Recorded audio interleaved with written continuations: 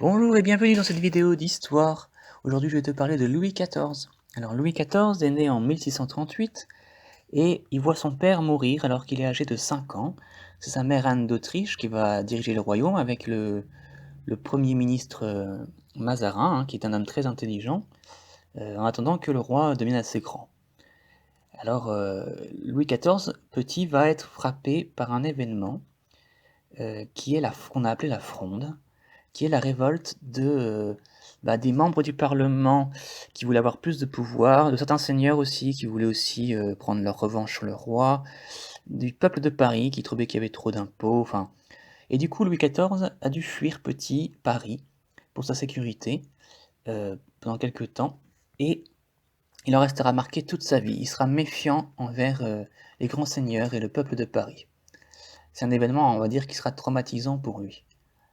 Alors, quand il sera grand, à l'âge de 23 ans, il décide de régner tout seul et justement, il veut vraiment commander tout seul, hein. Alors, il a bien sûr des ministres, mais c'est quand même lui les ministres lui obéissent, hein. C'est quand même lui qui décide en dernier recours, hein, et il veut tellement tout contrôler, hein, qu'il se fait appeler le roi soleil, parce qu'il veut être comme le soleil, quoi, hein, être le centre et le celui dont tout le monde dépend.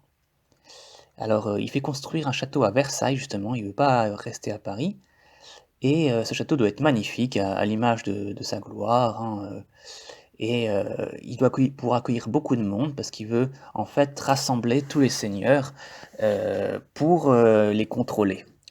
Mais c'est une très grosse, erreur parce que ça va couper les seigneurs du peuple, hein, bon, parce que les seigneurs avant, ils étaient quand même, sur leur territoire et ils dirigeaient quand même leur territoire. Alors ils étaient plus ou moins gentils, plus ou moins méchants, ça dépendait des personnes.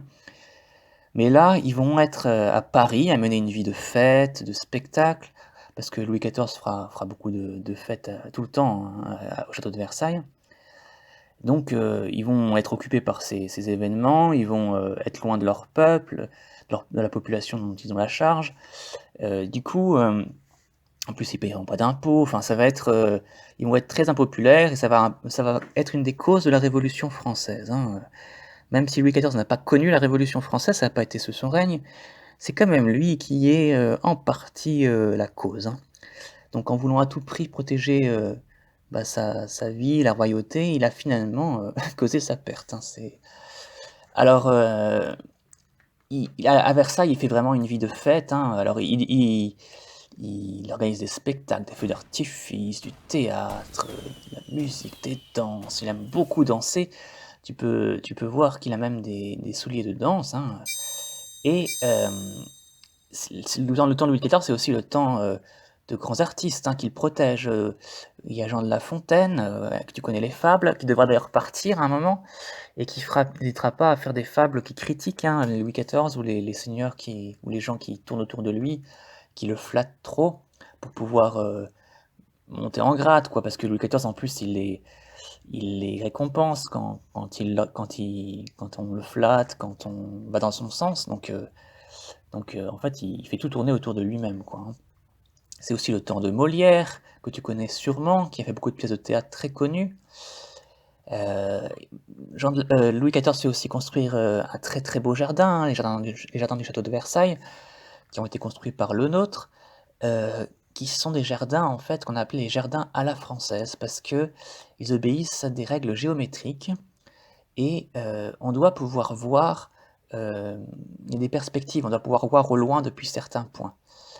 Et également, c'est une idée un peu rationnelle de vouloir contrôler la nature, donc que tout dans le jardin soit œuvre de la raison, de l'intelligence, qui organise absolument tout dans le jardin, qu'il n'y ait plus rien de laissé à l'état sauvage, quoi. Alors il fait aussi dans le jardin, il y a aussi des très belles fontaines, des très belles sculptures. C'est vraiment un lieu de plaisir, de joie, de fête, qui peut accueillir vraiment beaucoup, beaucoup de monde, hein, des milliers de personnes. Alors Louis XIV a aussi l'intelligence de se faire entourer par des très bons ministres, hein, notamment le Premier ministre Colbert, qui est très très travailleur, hein, qui se levait tous les jours à 5 heures du matin, et qui va développer beaucoup l'industrie, le commerce en France, hein. Il va vraiment causer beaucoup de richesse à la France. Et il va aussi inventer le budget prévisionnel, c'est-à-dire il va prévoir à chaque fois, chaque année, un budget qui va prévoir, les dépenses de l'année et aussi, les rentrées d'argent et il faut que ça soit équilibré. Bien sûr, il aura bien du mal parce que Louis XIV dépense beaucoup trop en guerre et en fêtes, enfin voilà. Mais, Louis XIV se fait entourer aussi également d'un très, très bon ingénieur qui est, Vauban. Alors, il est très connu en France, hein, il a fait beaucoup de fortifications, on appelle les fortifications Vauban, qui sont très efficaces et il y en a encore beaucoup en France qui sont visitées, hein, regardez.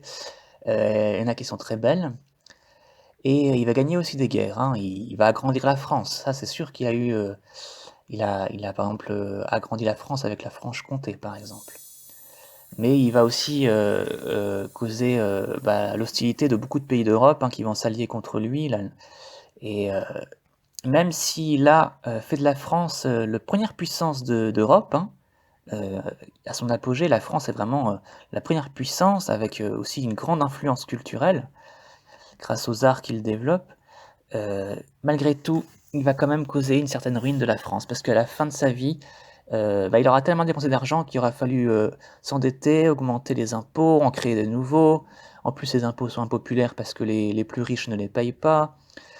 Donc, il va laisser quand même la France dans une situation, c'est un peu, paradoxal quoi. C'est en même temps elle aura beaucoup de gloire et en même temps, elle subira aussi quand même beaucoup de conséquences mauvaises, par la suite que ses héritiers, subiront. Et donc Louis XIV, mourra en 1715, hein. C'est lui qui aura régné le plus longtemps, de tous les souverains d'Europe. Hem, Tu vois, donc de 1638 il est né, il est mort en 1715. Donc si tu comptes depuis qu'il a régné, à l'âge de 5 ans, je te laisse faire le calcul, ça fait vraiment beaucoup. Heu, alors Louis XIV d'ailleurs dira à son petit-fils, hein, non, à son arrière-petit-fils, son arrière-petit-fils pardon, parce que tous ses enfants et ses petits-enfants sont morts. Il a eu beaucoup de deuil dans sa famille et donc il dira à son arrière-petit-fils, le futur Louis XV, de pas faire autant de guerres que lui, hein. Il aura quand même vu à la fin de sa vie que ça aura quand même causé, la ruine des finances.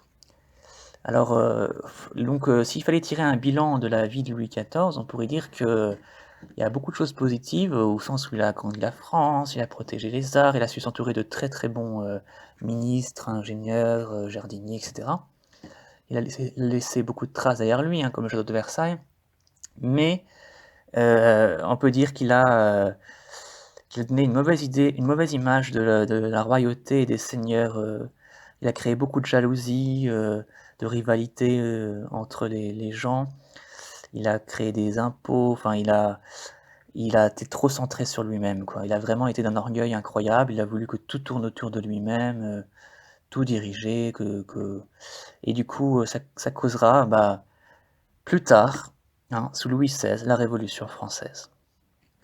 Alors on va terminer la page 23 du fichier, hein. Tu te rappelles qu'on avait commencé, les temps modernes avaient commencé en 1492.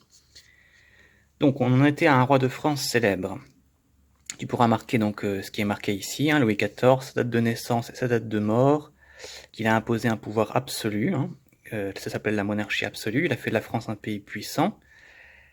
Et ce que tu peux savoir de la vie en France dans les temps modernes, c'est que il y avait un grand contraste dans la société en fait, il y avait une grande rupture dans la société entre les gens, le roi, les nobles, certains bourgeois, commerçants, seigneurs qui étaient très riches, qui menaient une vie de luxe, et puis la majorité des Français qui étaient quand même des paysans, hein, ils vivaient dans les villages, qui avaient un peu de terre pour vivre, donc un peu des fois des élevages, mais alors ils vivaient très modestement. Certains vivaient même pauvrement. Et en fait, il y aura sous Louis XIV des mauvaises saisons. Il y aura des hivers très vigoureux, il y aura des épidémies de peste, de variole. Enfin, il y aura des événements qui feront que ça accentuera encore la pauvreté des gens. Voilà, tu peux mettre sur pause pour écrire. Et moi, je te dis à très bientôt.